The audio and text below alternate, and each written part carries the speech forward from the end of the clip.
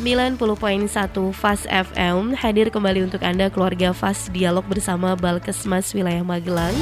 Untuk edisi kali ini bersama dengan Dr. Widi Sulistiawati, kita masih akan membahas berkaitan dengan layanan UKP dan juga UKM Balkesmas Wilayah Magelang. Namun tidak menutup kemungkinan nih keluarga Fast, kalau Anda juga mau sharing, mumpung ada Dr. Widi loh di sini, ya kan? Nggak perlu ngantri ya dokter ya. Iya. harus ngantri, harus nunggu dokter untuk konsultasi. Nah, di sini pas banget sampai nanti jam 10. Anda bisa lewat 314330 ataupun via WhatsApp-nya di 081578700940 dan juga via Facebook-nya Fast FM karena saat ini kita sedang live. Keluarga Fast bisa langsung komen di situ.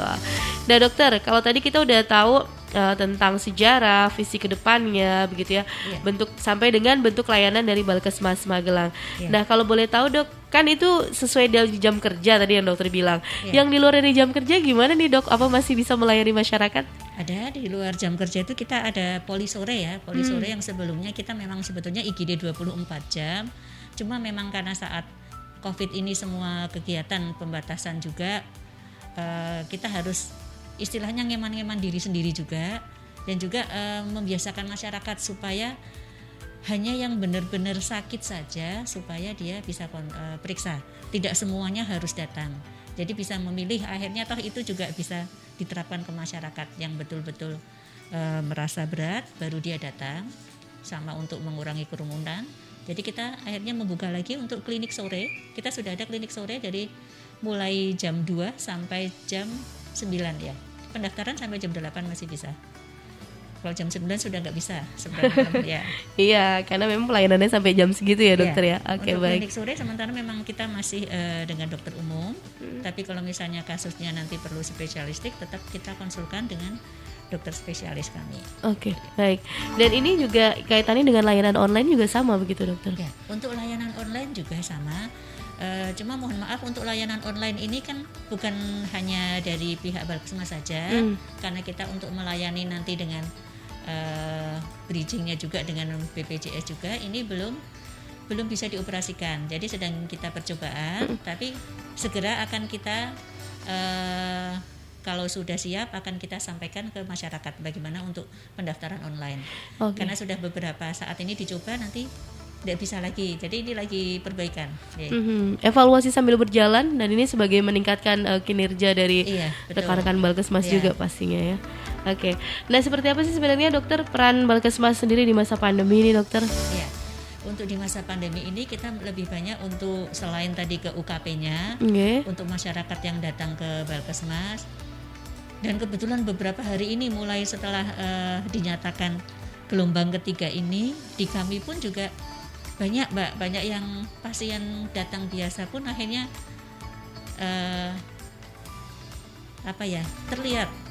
terdiagnosa ada curiga ke COVID-nya. Kita memang melakukan rapid antigen untuk yang dicurigai. Itu sudah protap di situ, juga screening di depan. Padahal screening di depan itu kadang juga sudah tidak mengarah ke sana, tapi ternyata setelah pemeriksaan itu jelas terbukti. Nah, memang kita tidak bisa melakukan untuk PCR ya, kita masih PCR itu tetap untuk laboratorium yang ditunjuk oleh Kemenkes. Jadi kita melakukan pemeriksaan rapid antigen, nanti begitu hasilnya sudah probable, nanti tetap harus ada protap selanjutnya rujuk ke laboratorium yang melaksanakan PCR atas yang sudah ditunjuk oleh Kemenkes. Oke, gitu. Baik. Jadi memang semua sesuai dengan prosedur yang ada. Harus ada. Oke, ada cek di awal gitu. Tadinya cuma sekedar pengen berobat biasa, tapi ternyata terdeteksi. Tiap hari ada sekarang. Nah, itu yang harus kita waspadai di situ ya. Baik, ini juga ada beberapa pertanyaan yang sudah masuk dokter di 081578700940. Nah, dokter tadi disebutkan memang di awal bahwa perkembangan kasus COVID-19 ini juga masuk di Kabupaten Magelang dan sekitarnya. Apakah itu juga termasuk varian yang terbaru dokter untuk Magelang? Ya, untuk varian terbaru itu memang tidak bisa hanya dicek dengan PCR saja. Dari standar yang saya tahu, dari nanti pemeriksaan setelah rapid antigen kita curigai positif, dilanjutkan dengan PCR. Setelah PCR positif juga nanti ada syaratnya bagaimana untuk di pemeriksaan setelah lanjutan dengan BGS itu, dengan setelah kita mengetahui city value-nya atau kadarnya itu seberapa. Kalau misalnya mohon maaf nanti kalau salah, yang sebelum aturan yang sebelumnya memang di atas 20 itu nanti harus dilakukan pemeriksaan yang BGS. Cuma syaratnya untuk BGS itu juga hanya laboratorium tertentu. Dan untuk Jawa Tengah setahu saya itu masih ada di Balapkes Provinsi. Balapkes Provinsi mungkin nanti untuk yang BPTKL itu juga ada, tapi harus ada rujukan dari pemerintah. Kalau misalnya dari swasta itu tidak bekerja sama, nanti tidak bisa untuk datang ke sana. Dan syarat untuk pemeriksaan menentukan itu apa variannya dengan WGS itu memang tidak mudah. Harus saat pertama diperiksa PCR itu harusnya pakai yang itu. Kalau ganti lagi kan nggak bisa. Karena PCR itu adalah real time. Jadi saat itu diperiksa ya kondisi saat itu. Jadi jangan merasa nyaman. Hasil PCR saya negatif. Negatifnya kapan? Tadi pagi. Ya, tadi pagi hari ini kan belum tentu. Siang ini belum tentu. Jadi itu hasil itu adalah real time. Jadi itu yang perlu kita waspadai di situ. Baik, ini harus dipahami oleh masyarakat berarti ya dokter. Real time-nya itu kapan? Itu memang harus benar-benar jujur dong dok. Berarti harusnya ya. Jujur, ya. Jangan sampai ada ditutup-tutupin. Karena ketika kita jujur, ini akan memudahkan tenaga medis juga untuk tracing-nya nanti ya dokter. Oke, baik. Ini pertanyaan datang dari ada Ibu Alia yang ada di Magelang. Dokter, Balkesmas apakah ini tadi sudah dijawab terkait dengan tes PCR ya masih melayani ya dokter? Dan juga bagaimana kaitannya dengan vaksinasi, apakah di Balkesmas masih melayani? Sekaligus nih ada pertanyaan yang juga maksud dokter, apakah untuk vaksinasi booster ini boleh kurang dari 6 bulan dan persiapan yang harus dilakukan seperti apa dok? Saya agak ngeri dengar dengan cerita teman-teman nih, katanya kok meriangnya gergesinya lebih dari yang kemarin. Terima kasih Bu Alia, saya jawab ya. Untuk PCR tadi sudah saya sampaikan ya, PCR itu kalau untuk di Balkesmas memang tidak melakukan pemeriksaan untuk screeningnya itu tidak untuk hasilnya positif atau enggaknya enggak, tapi kita bisa melakukan untuk rapid antigen. Nanti setelah hasilnya positif akan dirujuk, diambil swabnya di kita juga bisa, nanti untuk dirujuk ke laboratorium yang sudah terlatih dan ditunjuk oleh Kemenkes untuk melakukan pemeriksaan PCR itu. Kalau tidak salah untuk untuk Magelang itu kalau kota Magelang untuk pemeriksaan PCR-nya di Balai Vektor Salatiga. Kemudian kalau untuk Kabupaten Magelang itu ke BPTKLPP Jogja. Jadi itu kenapa harus bukannya tidak mengakui yang swasta juga iya, tapi nanti ada proses selanjutnya untuk pencatatan pelaporan. Jadi memang lebih nyaman kalau misalnya periksa di swasta pun tidak masalah, tapi dilaporkan tetap ke instansi pemerintah, entah ke puskesmas atau ke rumah sakit, karena nanti untuk tindak lanjutnya lebih mudah ke sana. Itu yang untuk PCR.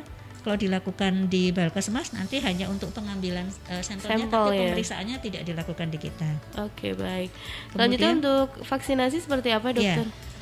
Untuk vaksinasi di Balkesmas memang dilakukan, tapi itu memang kita lebih banyak karena bukan tupoksi kita ya, bukan langsung itu target di Balkesmas, tapi kita karena ada wilayah kerja, kita mendampingi dan membantu untuk meningkatkan cakupan di wilayah kerja kita. Jadi di wilayah kerja kita ada 7 kabupaten kota. Kita ikut mendampingi ke sana. Saat itu kita dengan kegiatan MOYAN, mobil layanan vaksin keliling ya. Itu sudah kita lakukan semua di hampir semua wilayah kerja kita, baik di Cilacap, Banyumas, Purbalingga, Kabupaten Magelang sudah beberapa kali malah ya. Kemudian untuk yang vaksin booster ini kita juga lebih banyak dilakukan untuk umum. Mungkin kalau misalnya di rumah sakit yang di wilayah Kabupaten Magelang atau di wilayah Kabupaten Magelang harus dengan KTP tertentu. Kalau yang dengan Balkesmas Magelang karena kita tidak ada harus dari mana, lebih banyak ke umum, silahkan saja. Cuma memang vaksin ini biasanya kita membantu dari kabupaten tertentu, misalnya dari Kota Magelang, jadi masuknya untuk ke PIKER pencatatan di Kota Magelang. Tapi ada juga yang kita memang vaksin diberikan dari Dinas Kesehatan Provinsi langsung, itu untuk pemenuhan ke masyarakat umum. Jadi dengan tidak harus KTP Magelang, siapa saja boleh. Dan itu kemarin sudah berlangsung 1 minggu yang lalu, dan sekarang juga sampai Senin Selasa Rabu. Kemudian hari ini tidak ada. Besok Kamis itu itu tapi untuk kalangan tertentu. Oke. Karena yang kemarin sudah banyak ya, kita satu hari itu hampir 200-an. Wow. Sudah selama 1 minggu. Kita juga melihat ketersediaan vaksin yang ada di kita dari provinsi. Jadi nanti kalau misalnya ada, nanti bisa dilihat di web kita, pengumuman di kita. Kalau ada nanti akan disampaikan lagi. Setahu saya yang untuk minggu ini sudah selesai ya. Oke, baik. Kemudian Dokter. tadi yang booster itu ya, syaratnya booster itu kenapa sih harus dilakukan booster atau vaksin ketiga? Yeah. Karena memang setelah vaksin kedua itu kekuatan vaksin itu akan berkurang setelah 6 bulan. Jadi nanti setelah 6 bulan itu baru dilakukan booster atau vaksin yang ketiga. Dan syaratnya harus sudah melalui 6 bulan itu. Karena nanti akan muncul di Peduli Lindungi. Ya, di filenya masing-masing nanti akan muncul di situ apakah sudah bisa dilakukan vaksin ketiga. Kalau belum ya tidak bisa tercatat. Makanya kenapa harus 6 bulan, lebih tidak salah, tapi kalau kurang tidak bisa. Karena nanti terkait untuk pencatatannya dan tidak akan muncul untuk sertifikat vaksinnya kalau tidak sesuai dengan itu. Iya, nanti malah jadi ribet ya, Iya, dokter, betul, karena ya. pencatatan tadi. Ya. Baik. Yang harus disiapkan nih dokter ketika kita mau ikut vaksin booster selain harus 6 bulan tadi, dokter. Oh, ya. Yang disiapkan nih yang penting siap mental aja. Mau ngomong siap mental. Ya? Tidak usah takut karena itu wajar lah, namanya misalnya divaksin dari tubuh kita yang sehat, terus diberikan sistem kekebalan, ada yang merasa demam dan lain-lain, sebetulnya tidak masalah. Tinggal isinya vaksinnya saja sebetulnya tujuannya sama. Memang ada beberapa yang merasakan ada demam, ada yang lain-lain, itu tergantung vaksinnya juga. Kan memang yang ketiga itu lebih banyak untuk yang Moderna dengan AstraZeneca atau dengan Pfizer ya. Yang Pfizer memang agak lebih ringan gejalanya. Kemudian kalau tidak salah yang Pfizer sudah tidak ada, sekarang tinggal ada yang AstraZeneca dan Moderna. Dan Moderna itu yang biasanya pada beberapa orang menyebabkan demam atau agak kemeng-kemeng gitu ya. Tapi tidak masalah, toh nanti juga diberikan untuk mengurangi rasa nyeri ya. Tidak masalah, asal benar-benar istirahat yang cukup dan merasa itu. Yang penting siap, jangan sudah ketakutan dulu. Kalau ketakutan dulu itu sudah stres, menurunkan imunnya ya, betul. Dan untuk yang Sinovac memang tidak untuk yang booster ya. Itu sekarang sedang diperuntukkan nanti untuk vaksin yang anak-anak yang di bawah 18 tahun. Oh iya, baik. Jadi ini sudah menjawab ya, ketika memang apapun sebenarnya ini kayak persiapan waktu kita vaksin pertama gitu ya, dokter ya. Betul, ya. Mental number one, jangan stres dulu. Iya. Selama ini yang kita melaksanakan vaksin pun tidak ada yang KIPI atau kejadian ikutan pasca imunisasi, pasca vaksin itu yang berat itu tidak ada. Paling ya mungkin hanya merasa nyeri dan itu setelah sampai rumah. Padahal dari kita biasanya kan ada waktu tunggu sekitar 1 jam untuk melihat ada reaksi. Setelah ada itu kan tidak. Setelah di rumah ya jangan merasa saya sudah aman gitu ya, tetap aja dijaga supaya jangan capek, jangan terlalu banyak aktivitas, gitu aja.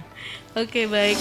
Ini menjawab pertanyaan semua orang yang saat ini lagi dak-dikduk gitu ketika mau ikutan vaksin ketiga atau booster ini. Kemarin juga ada yang bertanya kan ya, dokter, rasanya gimana sih gitu? Kalau udah divaksin belum? Rasanya gimana? Sama aja sih ya, dok. Sama saja ya. Oke, biasanya durasi yang untuk KIPI ya, misalnya ditemukan KIPI begitu, dokter.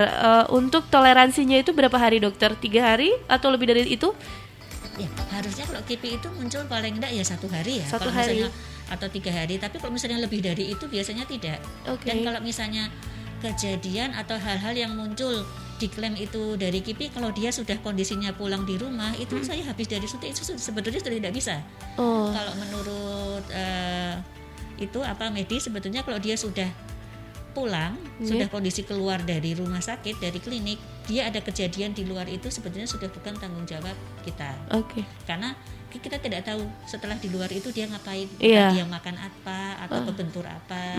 Tapi tetap kita ada layanan untuk konsultasi, tetap ada, kita disediakan. Nomor telepon kita juga di-share. Itu kebetulan yang penanggung jawab di situ adalah Dokter Tias. Dokter Tias itu nanti yang akan menjawab jika ada keluhan dari peserta yang dilakukan vaksin. Insya Allah akan dilayani, dan kita siap, misalnya ada keluhan atau lain pun masih tetap kita tanggapi. Baik, jadi memang ini harus menjadi catatan penting buat kita sendiri ketika setelah vaksin ya harus benar-benar istirahat. Iya, betul. Kalau ada yang bilang waktunya kalau ngerasa ngantuk ya tidur, lapar ya makan. Iya.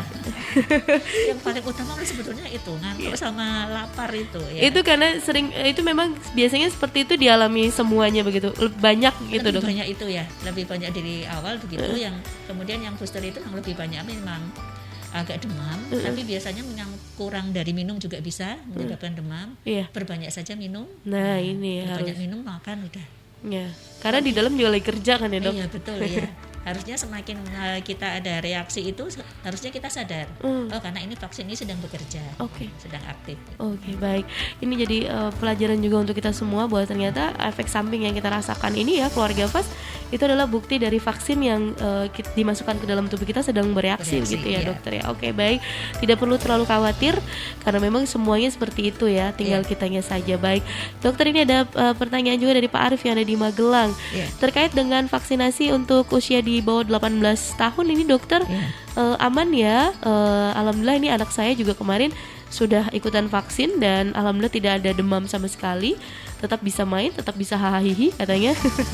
Iya. Dan ini kok kemarin ada informasi di televisi dokter untuk umur atau usia di bawah 6 tahun juga akan ada vaksinasi juga untuk COVID-19 ini, seperti apa dokter?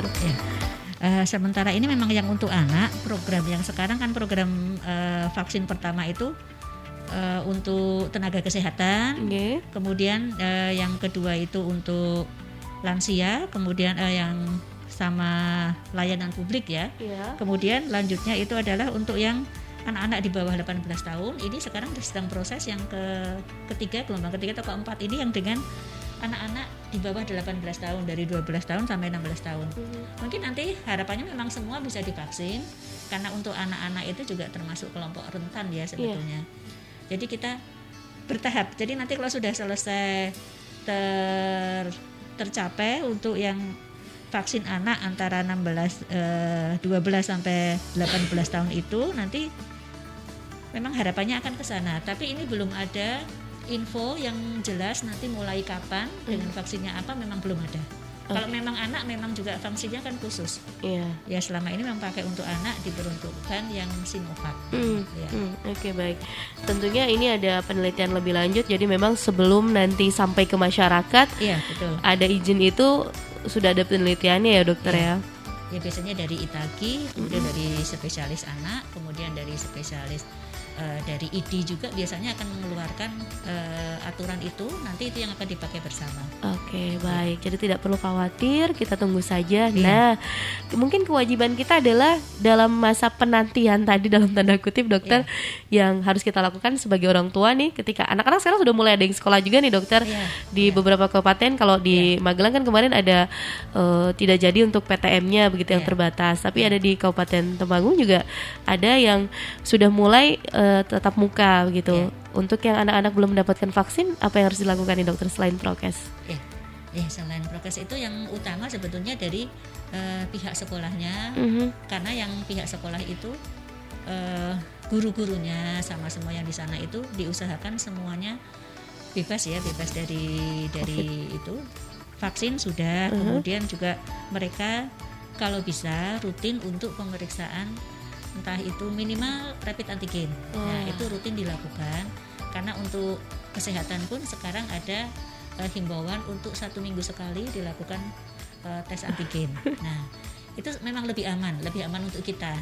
Karena untuk anak-anak kan belum bisa belum ada vaksin. Jadi lingkungannya yang harus menjaga. Kemudian untuk yang selain prokes, untuk yang anak-anak itu kalau bisa memang jaga jarak, dan kalau bisa tatap mukanya tuh jangan full ya, biasanya terbagi mungkin satu kelas hanya 15 orang atau bagaimana, dan masuknya bertahap biasanya. Itu lebih aman. Dan sekarang kalau masih bisa online sih lebih baik.